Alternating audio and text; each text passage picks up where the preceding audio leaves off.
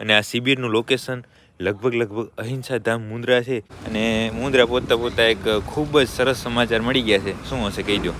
શું માયા વિયાણી એમ ભૂંડ માટે રાખે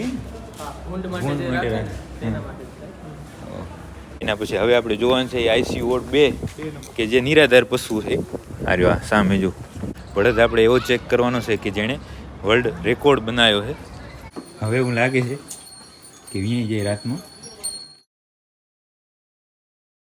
જય માતાજી મિત્રો, સ્વાગત છે આપ સૌનું આજના એક નવા વ્લોગની અંદર. આશા કરું છું આ બધા ઓકે રિપોર્ટર્સ. મિત્રો આજના વ્લોગની શરૂઆત આપણે સવારના વહેલી કરી નાખી છે અને કારણ તમે બધા જાણો છો કે આપણે જવાનું છે મુન્દ્રા. અને મુન્દ્રા આપણે એટલા માટે જઈએ છીએ કે એક શિબિર એટેન્ડ કરવા આપણે જવાનું છે અને આ શિબિરનું લોકેશન લગભગ અહિંસા ધામ મુન્દ્રા છે કે જે સર્વશ્રેષ્ઠ પાંજરાપોરમાંથી એક છે. ખૂબ સુંદર પાંજરાપોર છે. જો ત્યાં જશે તો આપણે ત્યાંનું બધું જોશું, શિબિરમાં શું છે એ બધું જોશું. અને બસ હવે થોડી વારની અંદર જ આપણે રાપરથી નીકળવાનું છે. અત્યારે આપણે જો સવારના વહેલા પાંજરાપોર પહોંચીએ તો કોઈ માણસ કે કાંઈ નહીં હો, એકદમ શાંત વાતાવરણ. ઢોરાઈ બધા સૂતા છે આરામથી, જો કાંઈ અવાજ નહીં કે કાંઈ નહીં. કૂકડા એક બોલે છે અને બકરા 2-3 બોલે છે, એનો અવાજ આવે છે, બાકી કાંઈ નહીં. બસ હવે થોડી વારની અંદર જ આપણે અહીંયાથી નીકળવાનું છે અને 4 કે 5 જણા આપણે જવાના છે અને ગાડી આપણે આ લઈને જવાની છે વેગેનાર પાંજરાપોરની. જો તો બસ હવે થોડી વારની અંદર જ નીકળશું ને આગળ બધું જોશું. તો આપણે રાપરથી લગભગ 6-1 વાગ્યાની આસપાસ નીકળ્યા હતા ને અત્યારે 9:30 થયા છે ને પહોંચી ગયા આપણે અહીંયા મુન્દ્રા. અને મુન્દ્રા પહોંચતા એક ખૂબ જ સરસ સમાચાર મળી ગયા છે. શું હશે કહી દો. શું માયા વિયાણી એમ? ના એ સમાચાર એ છે કે આપણી જે પારું ઘરે હતી ને, જે વિયાવાની હતી, તમને ખબર હોય તો, એ વિયાઈ ગઈ છે અને વાસળી લઈ આવી છે. ભાઈ મોજ આવી ગયો. અને હજી થોડા ટાઈમની અંદર જ આપણી માયા વિયાવાની છે અને એ વાસળી લઈ આવવાની છે. એ હું તમને થોડી વારની અંદર સમાચાર આપું. તો મિત્રો આપણે જે શિબિરનું અહીંયા એટેન્ડ કરવાની હતી એ કામ થઈ ગયું છે ઓકે. અને અત્યારે આપણે જોવાનું છે એન્કરવાલા અહિંસા ધામ અને એના જ આપણે IC વોર્ડની અંદર છે. આપણા બે મિત્રો છે. કેમ છો ભાઈ? મજામાં? શું નામ તમારું? વિમલ મકવાણા. તમારું નામ? રાજ બારવાડી. અને કાંઈ વાંધો નહીં, હાલો તમને તમારો જે આ પાંજરાપોર છે એમને બતાવો. અને અત્યારે આપણે અહીં IC વોર્ડમાં છે. તો અહીંયા તમે જોઈ શકો છો આપણી આજુબાજુમાં જ આ હોર્ન કેન્સરવાળાને કોઈ પણ પ્રકારની સર્જરી થઈ ગઈ હોય એવા પશુઓ બધા બાંધેલા છે. અને શેડની આપણે જો વાત કરીએ બધું ફૂલ પાકું કામ છે. માથાનો પગ ભંગાઈ ગયો છે તો આવી જ રીતે લાઈન ટુ લાઈન થતું બધું.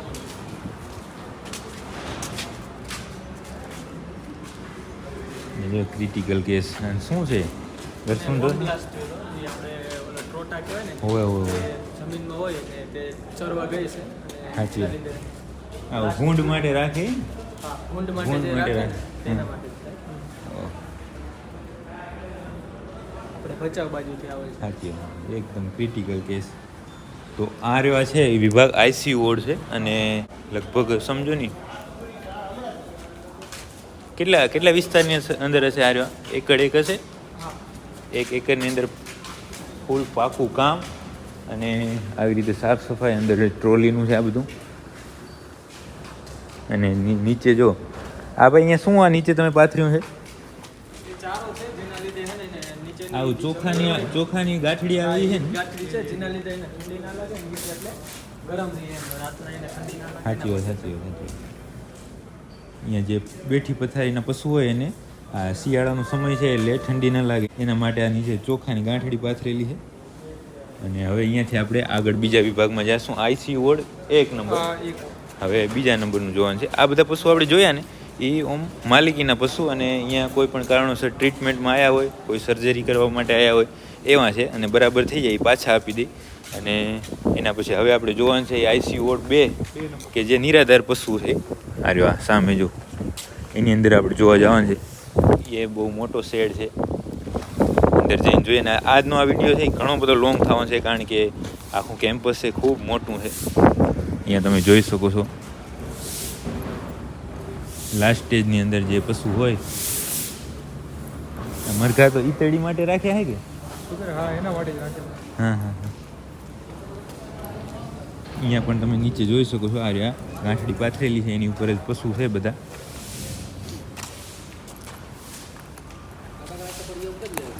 પંખા ચેક કરો. આજે બસ સ્ટેશનની અંદર ને હોય મોટા પંખા રહી.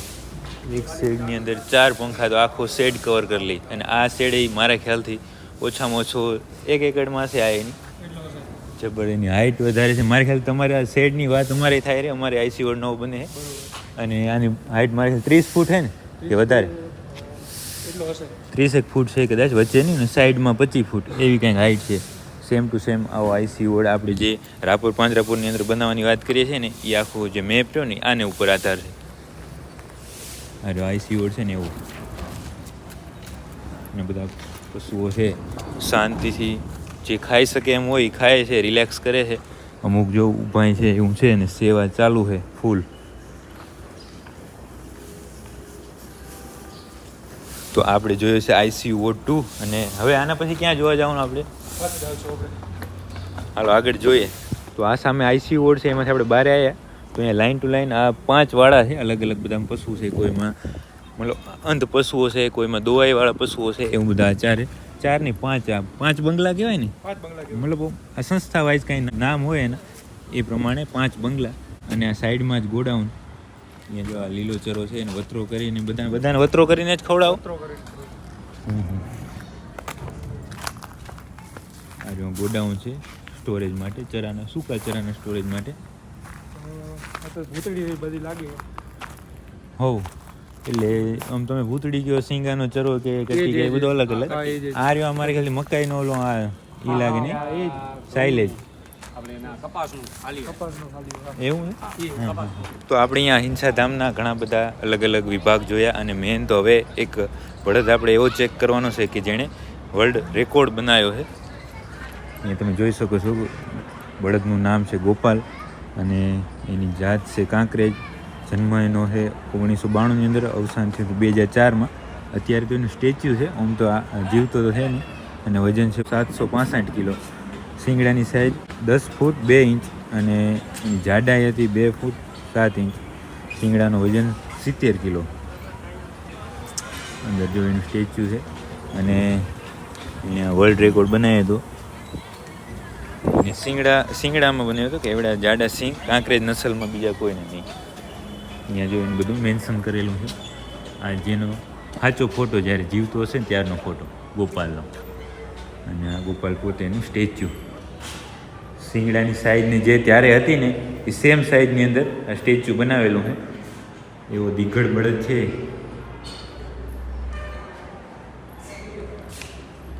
આ શિંગડાની જાડાઈ જો હાથમાં ન આવે, 4-5 હાથ થાય ને ત્યારે આવે એવું. ઘણા સમયથી મારે છે એવી ઈચ્છા હતી અને મને ખબર હતી કે અહીંયા છે ગોપાલ, એટલા માટે આજે એ બધું ભેગું થઈ ગયું. આપણું કામય થઈ ગયું, ગોપાલે જોઈ ગયું, બધું થઈ ગયું.